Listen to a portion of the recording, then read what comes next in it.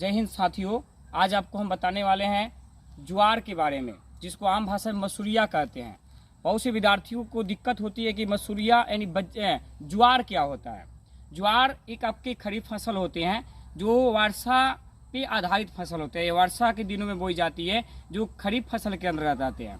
आज आपको हम दिखाने वाले कि ज्वार की खेती कैसे होती है। पूरे आज उसी क्षेत्र में आ चुके हैं जहाँ पे केवल ज्वार का ही उत्पादन होता है। और ज़्यादा देखा जाए तो सबसे ज़्यादा ज्वार का उत्पादन आपके महाराष्ट्र में होता है। अभी आपको हम दिखाते हैं कि ज्वार कैसा होता है, आएंगे आप देखेंगे। ये आपके ज्वार होते हैं। देखिए यहाँ पे ज्वार के पौधे हैं और इसी से ज्वार ये फरता है। हम लोग इसको खाते हैं, मोटे अनाज में आते हैं। इसमें लोहा, कैल्शियम और अन्य तत्व भी पाए जाते हैं जो शरीर के लिए बहुत ही लाभदायक होते हैं। ये देखा जाए तो इसकी उत्पादन सबसे ज़्यादा महाराष्ट्र में होता है, उसके बाद कर्नाटक में होता है, उसके बाद आंध्र प्रदेश में होता है।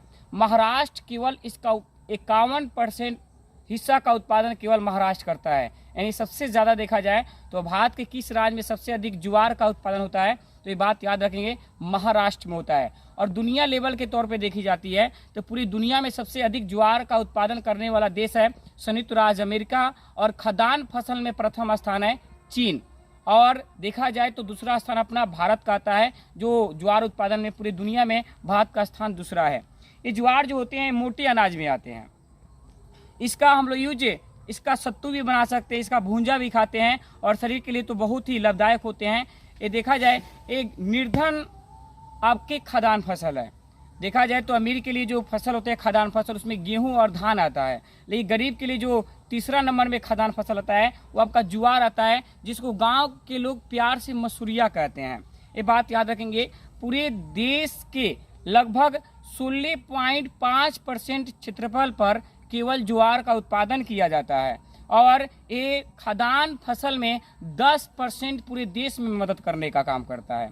तो इससे बहुत से गरीब लोग अपने जीवन को यापन कर पाते हैं और बहुत से लोग इससे जीवन को जी सकते हैं। इसकी खेती अपार मात्रा में की जाती है। इसकी खेती बलुई मिट्टी में की जाती है। आप देखेंगे इसके जो पौधे हैं, ये जो मिट्टी है आपका, ये मिट्टी बलुई मिट्टी है, जिसको हम बलुई मिट्टी, और इसमें काली मिट्टी का भी योगदान होता है हम ज़्यादा। ये बात याद रखेंगे। ये इनके पौधे हैं, इस प्रकार इनकी खेती की जाती है। और चारों तरफ देखेंगे, इधर भी पूरे, थोड़ा कैमरा इधर करेंगे आप, इधर पूरा आपका ज्वार की खेती है। पूरा इस तरफ दिखाएंगे, पूरा कैमरा पूरे लोगों को दिखाएंगे अच्छा से। ये पूरे आपकी ज्वार की खेती है।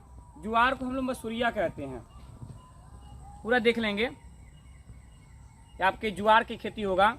आज आपको ज्वार के बारे में बतलाया गया और कल हम प्रयास करेंगे रागी के बारे में बताएं कि रागी क्या होता है। बहुत से विद्यार्थियों का प्रश्न होता है कि रागी आखिरकार क्या होता है, उसके बारे में हम बताएंगे। आज मैंने ज्वार के बारे में बता दिया, जिसका उत्पादन भारत में सबसे ज़्यादा महाराष्ट्र में होता है। और बिहार पे नज़र डाली जाती है तो बिहार के मधुबनी जिला में सबसे ज़्यादा ज्वार का उत्पादन होता है, और किशनगंज में। ये भी बात याद रखेंगे। आपका ज्वार एक मोटा अनाज है जो शरीर के लिए बहुत लाभदायक होते हैं। एक खरीफ फसल के अंतर्गत आते हैं। इनको पानी की भी आवश्यकता होती है। ये देखा जाए तो वर्षा ऋतु की फसल है। आपसे क्वेश्चन कोई करेगा कि ज्वार किस ऋतु का फसल है, तो वर्षा ऋतु एक खरीफ फसल में आते हैं और ये धान के साथ बोए जाते हैं। धान अलग होता है और ये अलग होते हैं। आज इतना ही। आपको कल आपको हम बताएंगे रागी के बारे में।